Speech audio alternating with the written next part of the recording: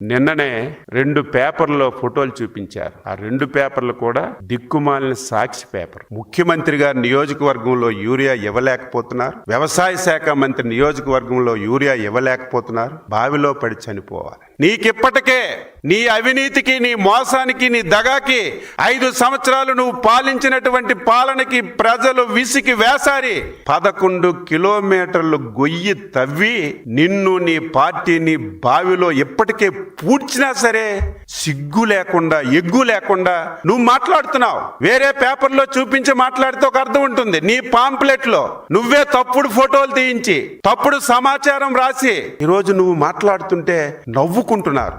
నిన్న గుడిపల్లె నేను కలెక్టర్తో మాట్లాడాను, ఛాలెంజ్ చేస్తున్నాం, ఆ ఊరు వెళ్దాం.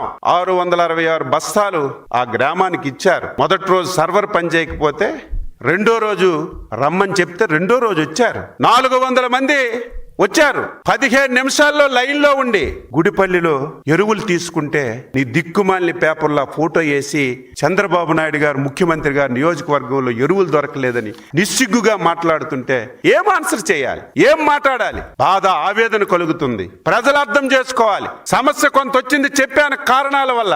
ఈ సమస్యను అధిగమించడానికి అన్ని ప్రయత్నం ఇప్పుడు స్ట్రీమ్ లైన్ అయింది. ఎక్కడా ఇబ్బందులు లేవు. అయినా సరే ప్రతిరోజు పేపర్లో, టీవీల్లో ఇదే పని.